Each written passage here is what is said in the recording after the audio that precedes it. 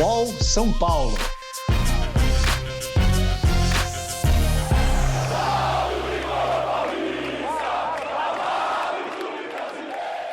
Patrocínio Brahma. Salve, salve galera, salve, salve São Paulinos. Sejam bem-vindos a mais um episódio do nosso podcast UOL São Paulo, que você ouve todas as terças-feiras aqui no UOL e nas principais plataformas de podcast. Hoje eu estou aqui mais uma vez com o nosso repórter, nosso setorista de São Paulo, o Bruno Carvalho, com 2 N's. Fala, Bruno, tudo bem? Fala, Pedro. Fala, pessoal, tudo bom? Sempre bom lembrar aí, sempre esquecem meu segundo N, importante. E, infelizmente, a gente já faz algumas semanas aqui que tem tido que falar do momento muito complicado do São Paulo e que vai ficando a cada rodada um pouquinho mais complicado, né, Bruno? Como é que esse momento está sendo visto aí no São Paulo? Não tá fácil, né? A gente tinha conversado há 1 ou 2 semanas, acho que os 3 jogos contra Cuiabá, Corinthians e Ceará seriam importantes para decidir se era uma crise ou não, né? Acho que agora não tem dúvida que o São Paulo vive uma crise depois de 9 jogos, né? E tá complicado, assim, ninguém nem nega que a situação tá difícil. Ontem o Arboleda voltou, deu entrevista para São Paulo TV pedindo calma para a torcida, falando que vão dar a volta por cima, e deve ser novidade contra o Internacional, né? Então é um momento assim, o São Paulo parece bem nervoso em campo, parece que precisa de qualquer jeito de uma vitória para espantar essa má fase aí. E ontem a gente assistiu aí um episódio que a gente já tinha visto no começo do ano, quando a derrocada do time do Fernando Diniz começou, que são essas conversas, né, entre diretoria e comissão técnica e elenco, para tentar virar a chave, para tentar recolocar o time no caminho certo, conversas que acabam vazando para a imprensa. Também a gente sabe que nem sempre os jogadores gostam de ver essas conversas se tornando públicas. Como é que foi esse papo entre diretoria e comissão ontem? Foi um papo longo, né? Parece que levou quase 3 horas. Isso, foi um papo de 3 horas, mas o que falam é que não foi uma cobrança por cargo assim, do Crespo, porque ele continua prestigiado, como a gente diz, né? Pelo menos até os jogos da Libertadores ali, ele não deve correr risco. Eu falei com um membro da comissão da diretoria que me garantiu que foi só uma reunião de trabalho e que eles continuam bem confiantes no que o Crespo é capaz de... Porque agora ele está voltando, né? A gente sabe, ele ficou 3 jogos fora por causa de Covid, ele está voltando agora. Então, o assunto que teve foi para alinhar os próximos passos, assim, pedir para o Crespo recuperar a confiança do time, que é uma parte que parece ser bem importante, assim, porque o time parece que sente muito quando toma o gol, fica muito nervoso, parou de acreditar em si mesmo. Então, a versão é que a conversa teve essa linha, assim, de vamos lá, ainda dá para virar essa chave, que não chegou a ser uma cobrança de ou você ganha quarta-feira ou você está demitido, não foi nessa linha. E a gente, essa cobrança, né, um pouco mais contundente, ela tem data para chegar, né, cara? Eu acho que na próxima terça-feira, às 9h30 da noite, o São Paulo enfrenta o Racing na primeira partida das oitavas de final da Libertadores, e ali acho que de fato a gente pode falar que o São Paulo talvez vire essa ampulheta aí para o time mostrar uma reação do Crespo, né? Eu acho que é esse o plano, acho que a diretoria de São Paulo não está exatamente escondendo isso, né? Sim, a diretoria de São Paulo fala muito claramente que confiava nas Copas, né? Então, se a Copa começar a ser um problema, talvez vire um problema para o Crespo, porque esse início do Brasileirão ninguém estava esperando que fosse tão ruim, mas tem sempre essa justificativa, foi o cara que nos tirou da fila, ele tem todo o crédito, a gente conhece ele e tal, mas eu acho que vai ficar difícil a situação caso uma eliminação precoce assim na Libertadores. Agora, o São Paulo tem alguma condição de querer priorizar a Libertadores no momento como esse, né? Com esse começo de Brasileiro, com o diagnóstico que eles têm feito de que muito desse começo de Brasileiro é também por causa de um desgaste físico um pouco maior, por causa da prioridade que foi dada ao Paulista. O São Paulo tem condição de brigar pela Libertadores, de jogar aí na sequência da temporada brasileiro, Libertadores, Copa do Brasil ao mesmo tempo, com o elenco que tem? A minha impressão é de que não. Eu também, a gente até deu essa semana uma matéria falando sobre isso, né? Que o São Paulo queimou toda a gordura que ele tinha no Brasileiro, agora com esses 9 jogos sem vitória, e vai ficar muito difícil essa estratégia de poupar em algum jogo no Brasileiro para focar na Libertadores, porque você só tem 5 pontos em 27, se você ficar poupando muito, você vai acabar não tendo ponto para as suas pretensões do Brasileiro, né? Eu acho que agora isso está em xeque, assim. Ver como é que funciona como é que anda os jogos contra o Inter e o Bahia para ver se recupera um pouco de gordura para conseguir fazer um rodízio até Libertadores, porque não acho que tá fácil não essa escolha de poupar agora no Brasileiro, porque se colocou numa situação muito complicada no Brasileiro, não tá passeando no Brasileiro. E para a diretoria de São Paulo, essa situação complicada, quanto disso passa por questões físicas do elenco? Ou a gente já dá para sentir uma queda mesmo, né? Como você estava falando, de ânimo, de relações. Quando a gente trouxe o Belmonte aqui no podcast depois do título paulista, ele falou muito da mudança de ambiente de São Paulo, que ele tinha percebido que com a chegada do Crespo, o começo de trabalho, o ambiente tinha mudado, os jogadores estavam mais felizes, mais confiantes, parecia outro lugar para se trabalhar.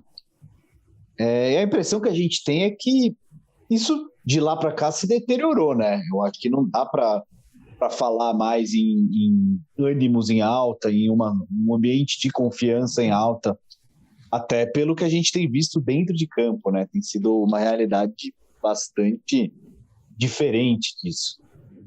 Isso que eu até queria falar. Você percebe em campo a lamentação, não só em lances de gols sofridos, assim, quando se lamenta. Teve um momento no jogo contra o Bragantino que o Daniel Alves estava tão preocupado em orientar no lugar que os jogadores deveriam ficar, que uma hora ele nem percebeu que a bola vinha para ele, se atrapalhou tudo. Então, o que parece é que há um nervosismo muito claro toda vez que o São Paulo toma um gol, assim, que o time se descontrola. Mas o entendimento da diretoria é que esse momento ele viria naturalmente por causa do Paulistão, né? Porque forçou muitos jogadores, com jogo terça, quinta e domingo. Mas acho que ninguém esperaria que ficariam 9 jogos sem vitória. Então, talvez a avaliação começasse a ser outra, assim. Porque teve muitos momentos que não foi só preparo físico, né? Tiveram erros individuais contra o Santos, contra a Chapecoense, que tiraram vitórias possíveis. Acho que o preparo físico claramente deve ter impactado, mas não dá para dizer que é a única coisa que explica esse momento de São Paulo.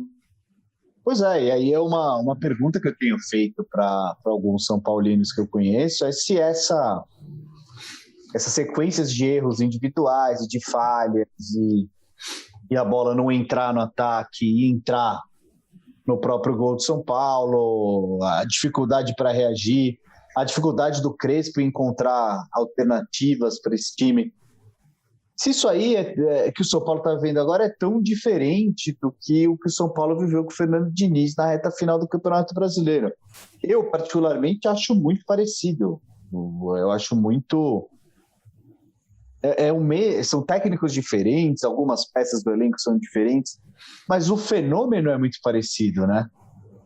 Sim, eu acho ele até um pouco meio mais inexplicável do que com o Fernando Diniz, porque com o Fernando Diniz tinha sempre aquela pressão do precisamos sair da fila, precisamos ganhar, e isso pode ter afetado de alguma maneira e entrado num espiral de crise.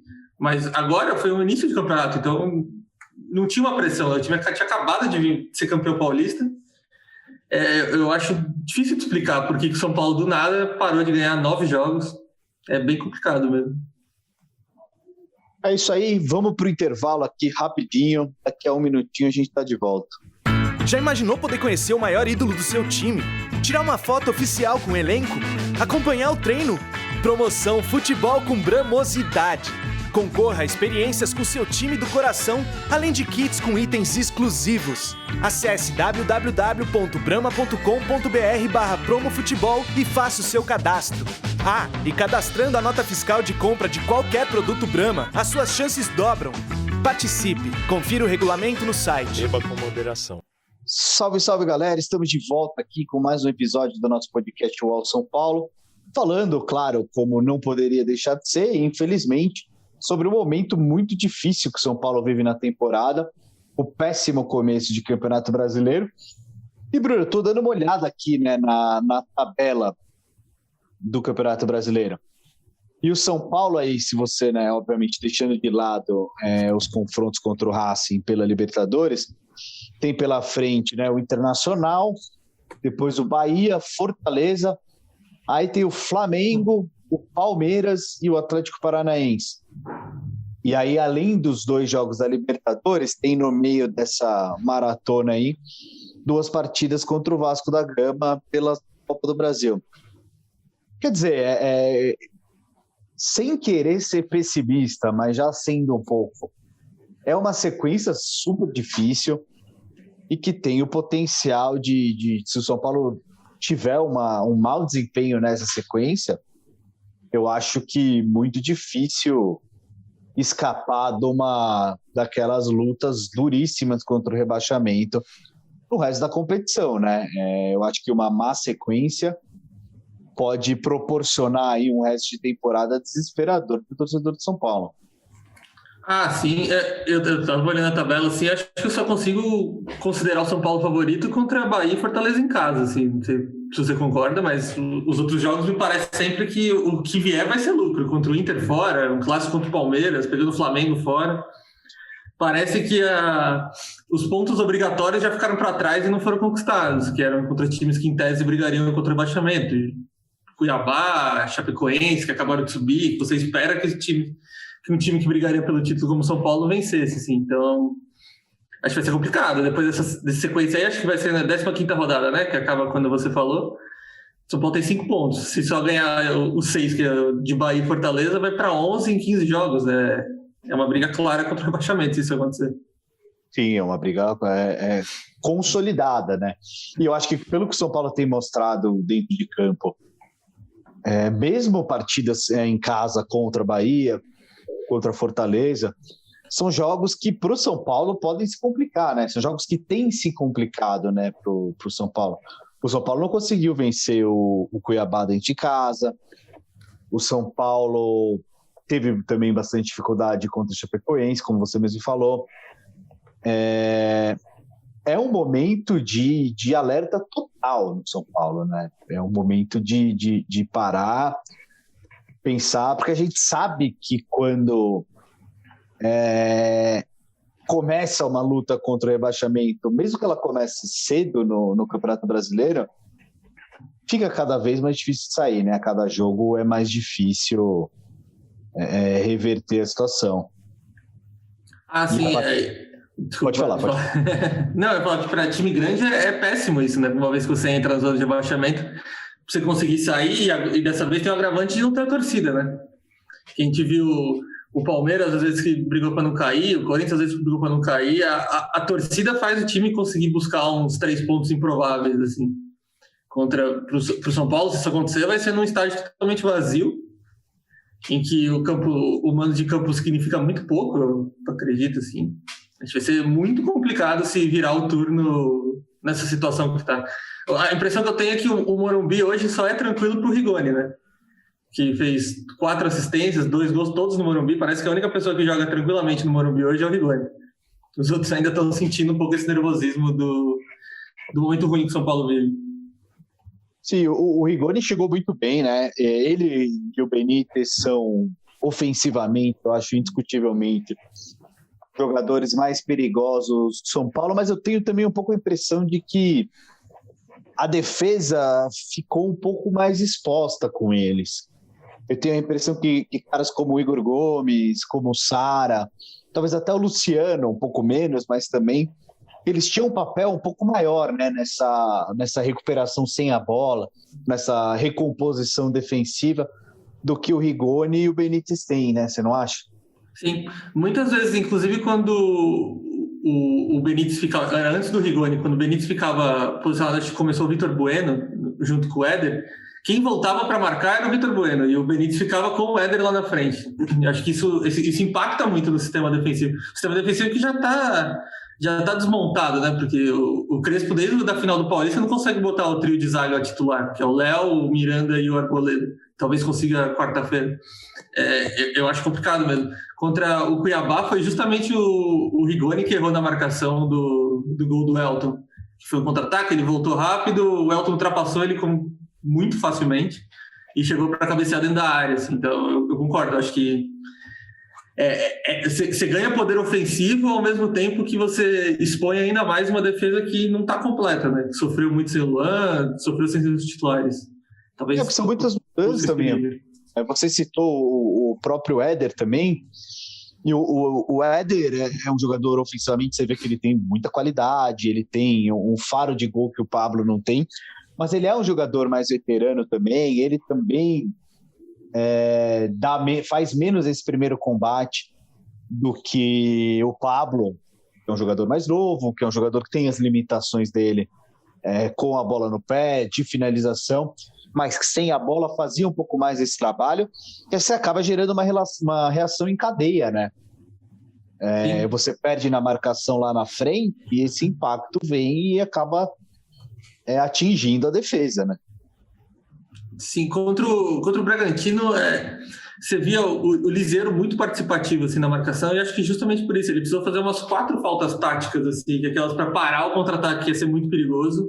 No primeiro tempo ele já tinha feito 3 faltas, assim, que eram muito necessárias. Então, parece isso mesmo, que chega no meio campo ali ou você para com falta porque não está tendo o primeiro contato, assim, o primeiro combate está falhando muito.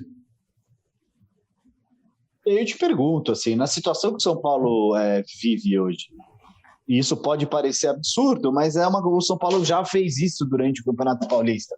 Você acha que talvez não seria o caso de... não esquece a Libertadores, mas não tem a menor condição de, dentro dessa sequência, com esse começo de brasileiro, se priorizar uma Libertadores e arriscar embarcar aí numa luta contra o rebaixamento, lembrando que o São Paulo tem uma dívida de 600 milhões de reais.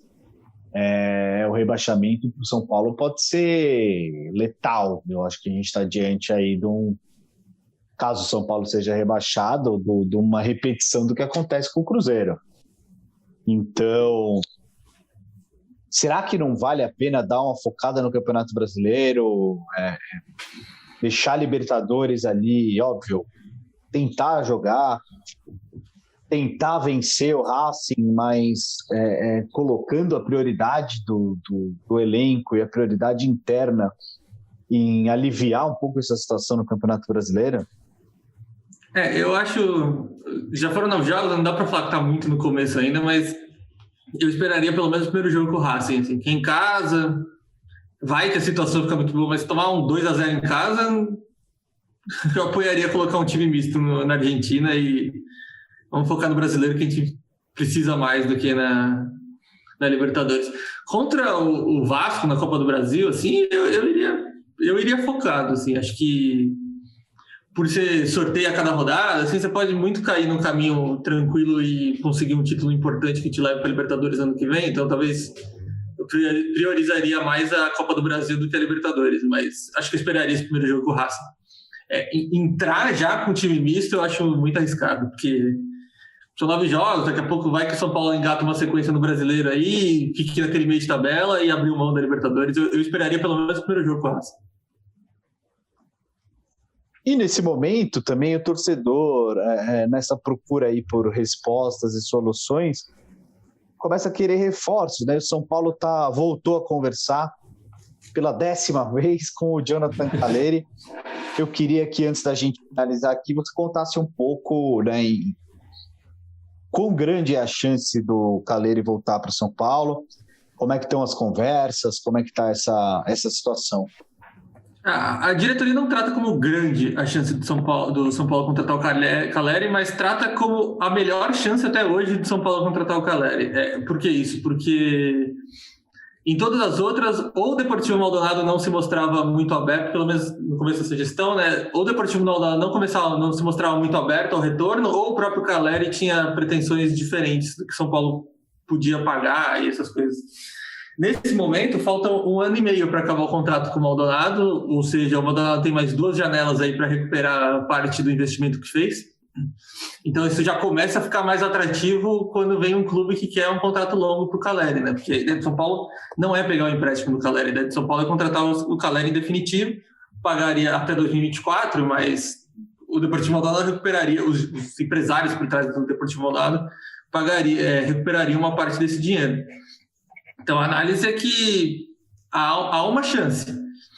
O que o São Paulo acha que não consegue competir? Se vier um time da Europa com um contrato longo para o Caleri, aí não tem como. Até se você pensar numa taxa de câmbio do euro hoje, o São Paulo fez uma proposta por volta de R$420 mil por mês de salário para o Caleri. Isso, qualquer 75 mil euros que um time europeu ofereça, ultrapassa por causa do euro R$6. Então fica muito difícil competir. Mas se só aparecerem propostas de um novo empréstimo para a Europa, o São Paulo entende que talvez seja mais convidativo para o Caleri voltar para o Brasil do que ir para lá. Lembrando que ele já foi emprestado 6 vezes desde que ele chegou no Deportivo Maldonado. Todos ele ficou, tirando São Paulo que ele ficou 6 meses, todos ele ficou só por 1 ano, então ele foi rodando na Europa. E isso, a cúpula São Paulina entende que está ficando, ele não está gostando mais tanto desse negócio de ficar rodando em time pequeno na Europa. Assim, talvez esse pode ser o trunfo de São Paulo para trazê-lo de volta. Quer dizer, o Caleri teve 33 gols na carreira desde que ele deixou o São Paulo em 2016. Na carreira inteira, né? Isso em 1, 2, 3, 4, 5 temporadas. Ele não conseguiu se encontrar na Europa. Até entendo que as equipes pelas quais ele jogou não tenham ajudado, mas para a gente finalizar aqui nosso papo, você não acha que o torcedor São Paulino talvez tenha uma expectativa exagerada sobre o impacto que o Caleri possa ter? Aqueles 16 gols que ele fez em 2016 foi uma boa passagem, acho que ninguém contesta isso, mas que ele pode não ser essa solução mágica, ele pode não ser esse reforço de peso que venha para mudar o patamar do time.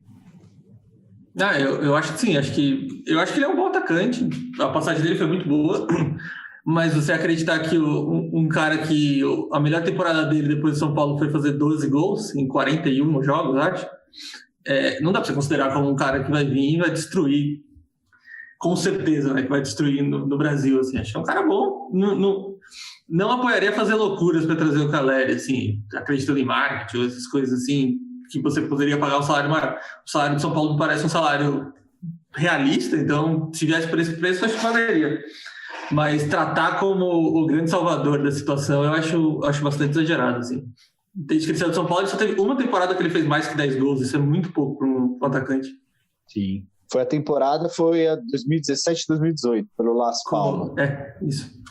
E só para o torcedor, né, saber, ele saiu de São Paulo, a primeira temporada dele fora de São Paulo foi no West Ham, ele fez 1 gol em 19 jogos, depois ele foi para o Las Palmas, fez 12 gols em 41 jogos, no Alavés ele fez 9 gols em 36 jogos, no Espanhol 5 gols em 34 jogos, e no Osasuna 6 gols em 27 jogos. São marcas ruins para um centroavante, eu acho que ninguém discute isso, né? Sim, e aí você tinha falado dos times, o West Ham é um time de pelo menos meio de tabela na Inglaterra, né? Então você espera que o atacante do West Ham faça mais do que 1 gol em 19 jogos. É isso aí, valeu Bruno, a gente vai ficando por aqui. Esse foi mais um episódio do nosso podcast UOL São Paulo. Teve a apresentação minha, Pedro Lopes. A gente contou hoje com a participação do nosso repórter Bruno Carvalho. A edição de áudio é do Amer Menegassi e a coordenação é do Bruno Doro e da Juliana Carpanês. É isso aí, sigam aqui com a gente. Na terça-feira que vem a gente está de volta e espera trazer aqui um clima um pouco melhor, notícias um pouco melhores, talvez a confirmação da contratação do Caleri, um começo de reação de São Paulo. É isso aí, muito obrigado pela companhia e um abraço.